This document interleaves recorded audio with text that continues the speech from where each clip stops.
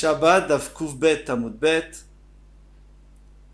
Nous commençons aujourd'hui, Bezrat Hashem, le 12e Pérec de Shabbat, Pérec Abonné.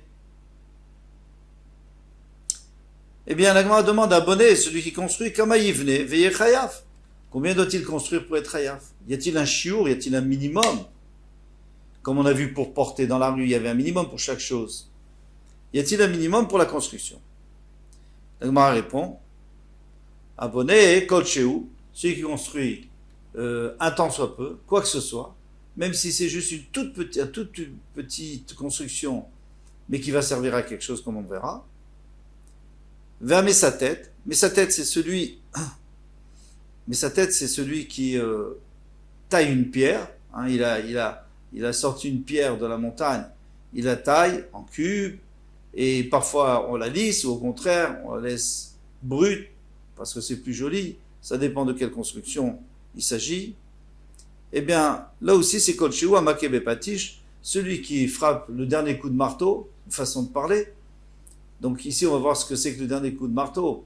À l'origine, le dernier coup de marteau, c'est de donner un coup de marteau sur l'enclume. Et le dernier coup, ça veut dire terminer un objet ou terminer une maison. Ou Bematzad, alors celui qui utilise le rabot pour raboter les planches, les poutres. Ve'akoder, celui qui perce un trou. Kol Shehu. Il faudra expliquer à quoi sert un tout petit trou. Chayav, il est chayav. Zakla, voici la règle. Kol haosem melacha ou melarto mitkayemet. Tout celui qui fait un travail, et ce travail peut servir en soi-même, en lui-même il peut servir, et bien sûr qu'après il a l'intention de rajouter, ou que généralement on rajoute, mais là on peut déjà utiliser cette construction. Beshabbat, pendant Shabbat, chayav et chayav. Rabban Shimon Gamliel Omer, Afamake bekornas ala saddan, même celui qui frappe avec un marteau sur l'enclume, mais il n'y a rien, il n'y a pas d'objet sur l'enclume, c'est juste le marteau. Il frappe avec le marteau sur l'enclume pour redresser le marteau, pour pouvoir mieux travailler après. Bishat melacha, au moment du travail, chayav il est chayav. Neshu ki medakel melacha, parce que il est en train d'arranger pour pouvoir travailler. Donc la Gemara va tout nous expliquer. Mais le Tanakh n'est pas d'accord avec ça.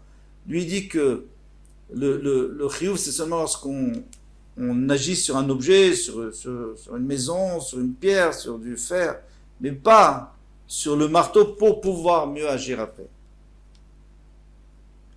La Gemara dit, Kol Shehu Lemay Chazer, elle pose la question. Celui qui a percé ou celui qui a construit Kol Shehu, un tout petit peu, à quoi ça sert? Alors, on va trouver des cas où on fait une toute petite chose et on arrive à avoir une utilisation. Chez Ken Anir Chofer Guma, on voit bien qu'un pauvre creuse un tout petit trou dans la terre, pour mettre ses pièces, ces petites pièces qu'il a. Donc un tout petit trou, et ça lui sert, parce qu'il cache son argent. Mais alors attention, il faut trouver l'équivalent dans le Mishkan pour être réel. Des Kavata Gabe Mishkan, parce que on va trouver l'équivalent dans le Mishkan. Chez Ken Tofre Yeriot, ceux qui cousaient les tentures, Chofrin, Gouma, ils creusaient un petit trou, Bam Mertem, pour pouvoir cacher ou mettre de côté leurs aigus pour le lendemain.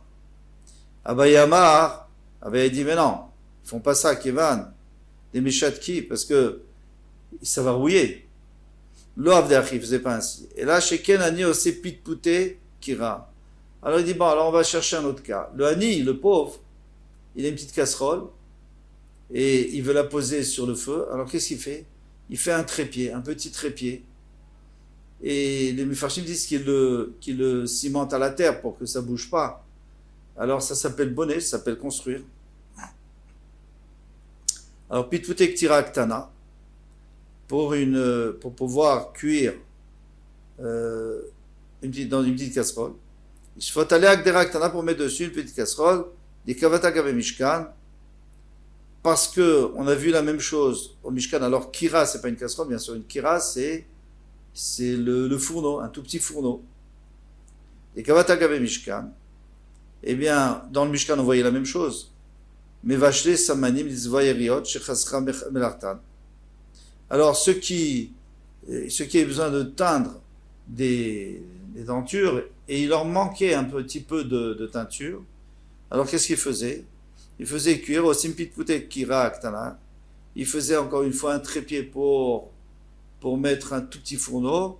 Et je faut aller à Yora aktana pour pouvoir mettre une petite casserole avec des herbes, des teintures et de l'eau. Rav Chabar Yaakov Amar dit c'est pas possible ça. Pourquoi? En aniud bimkom hashirut. On ne peut pas parler de pauvreté dans un endroit où il y a de la richesse. Or, dans le Mishkan, il y avait énormément de richesse. Les gens avaient apporté même plus qu'il fallait. On n'avait pas commencé à économiser. Ah oui, il me manque 10 centilitres de teinture, donc je vais faire 10 centilitres de teinture. D'abord, au début, ils en faisaient beaucoup plus. Et c'était pas grave, au pire, ça restait. Et s'il manquait, alors on faisait des grosses quantités. Donc, on faisait pas des petites quantités comme ça. Donc, ça marche pas.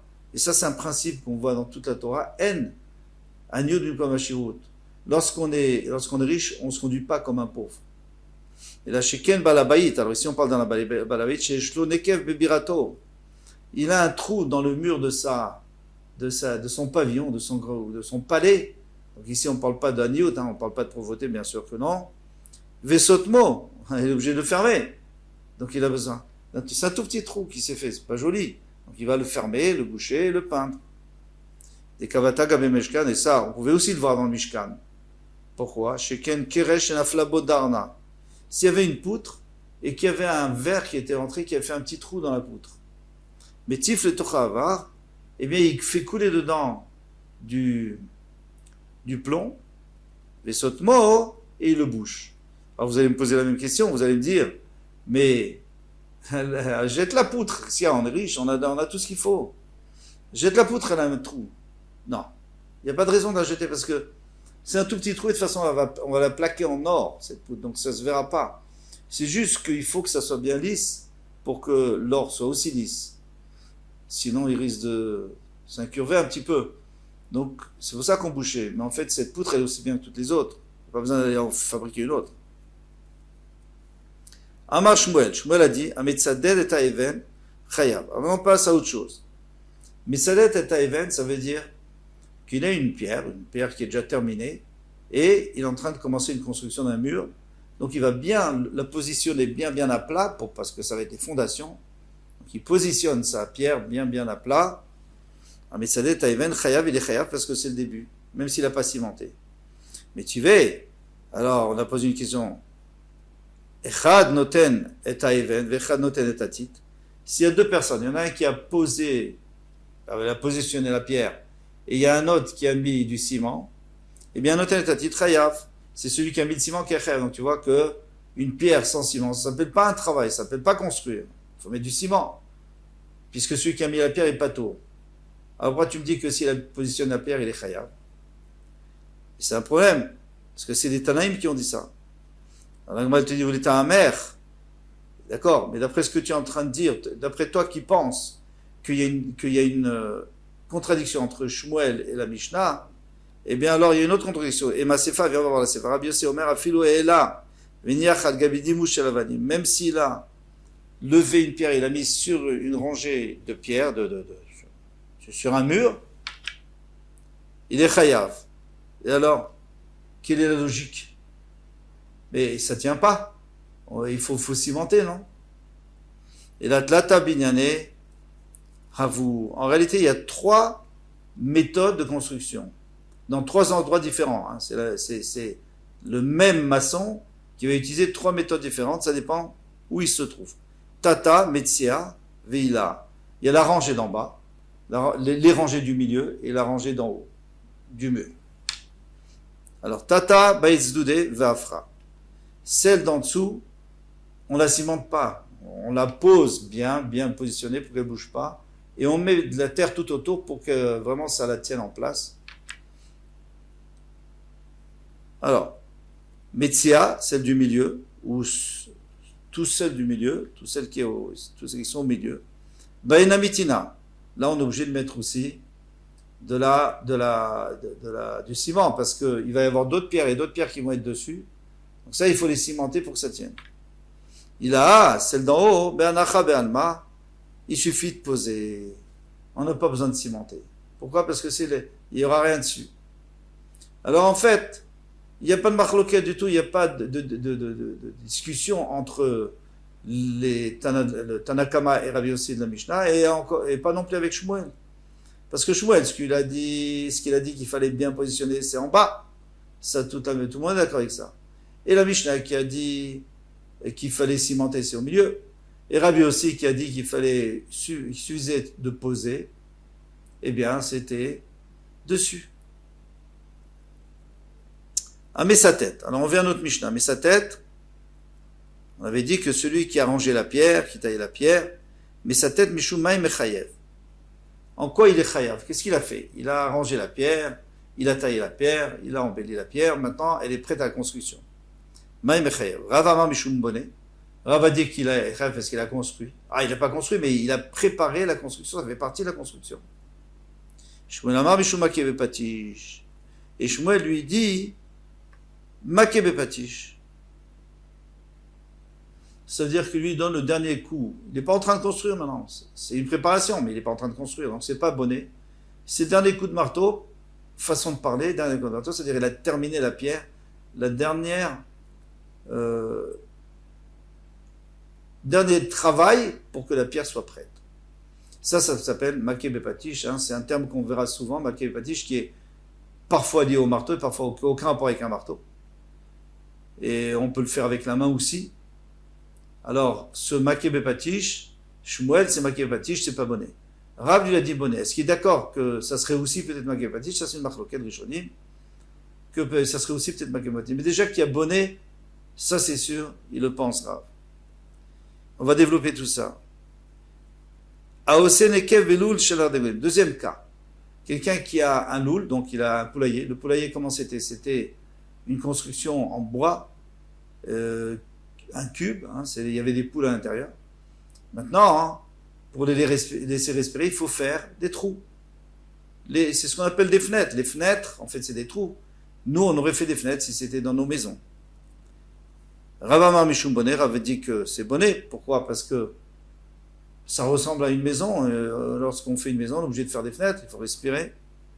Mais Shmuel Amar Mishum Makepati, Shmuel il dit que non, c'est pas ça.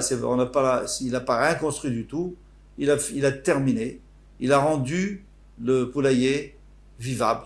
Donc ça s'appelle Makepati, le dernier coup de marteau. Très bien. Troisième cas, et dernier cas, Ayel Shuf. Shufta, Bikupina, des marins.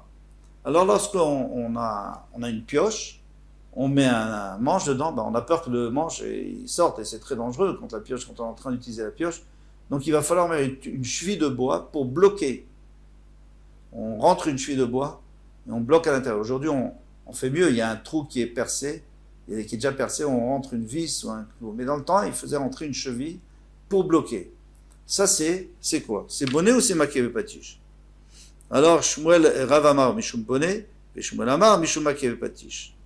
Alors Rav lui dit c'est bonnet parce qu'on est en train de construire la pioche et Shmuel dit non, on est en train de finir la pioche. En réalité c'est une marloquette connue parce que nous on sait que la lacha, c'est que la lacha partout on voit que le En binyan de kelim. On ne peut pas construire des kelim. Ça ne s'appelle pas construire. Quand un ustensile, on ne le construit pas. On le crée. Ça ne s'appelle pas construire. Donc si on dit ken binyan, donc c'est sûr que ce n'est pas bonnet. Mais Rav, lui, n'est pas d'accord avec ça. Rav, lui, comprend que yesh binyan de kelim. Ça, tout ça, c'est une marloquette. Une ancienne marloquette. Alors lui, il dit qu'il y a bonnet. Tandis que je vois, il dit qu'il n'y a que makeh patish. Vetzricha. Mais après, on a besoin de ces trois cas-là. On voit, c'est toujours la même chose. Le problème, est-ce qu'il est bonnet ou makeh patish? Non. Et ils sont différents. Yash moinan. Si on avait fait entendre Kamaïta le premier, alors c'était quoi le premier? Mais sa tête, celui qui taille la pierre. Rav lui dit que c'est bonnet parce que c'est l'habitude. Quand tu vois un maçon, avant de commencer à construire sa maison, il arrange ses pierres. C'est normal, ça fait partie de la construction. Mais de faire un trou dans un poulailler, ça ne s'appelle pas du tout bonnet. Et ma modèle Shmuel, j'aurais pu croire qu'il est d'accord avec Shmuel. Ah, alors pourquoi il n'est pas d'accord? On va voir. Mais si tu m'avais dit, dans le loul, si tu m'avais dit le cas du loul, le cas du poulailler, Dans ce cas-là, Rav, je comprends pourquoi il a dit bonnet, parce que ça ressemble, même si c'est pas une façon de construire, mais ça ressemble, comme on avait dit avant, que de la même manière que dans une maison on est obligé de faire des fenêtres, alors ici aussi on est obligé de faire des ouvertures. Des avdel et avira, parce qu'il faut faire pour qu'il y ait de l'air, pour qu'ils puissent respirer, sinon ils ne pourront pas respirer les poules. Aval, shufta, bekufina demara, mais de mettre une cheville dans le manche de la pioche, ça n'a aucun rapport avec une construction. Imam Modèle Shmuel, peut-être qu'il serait d'accord avec Shmuel, que c'est maké patish. Et alors quoi? Quelle est la réponse? C'est que on est bonnet le keli, on construit le keli, l'ustensile. Viash minanba, mais si tu m'avais enseigné, alors t'avais qu'à enseigner le dernier, pourquoi tu enseignes les deux autres?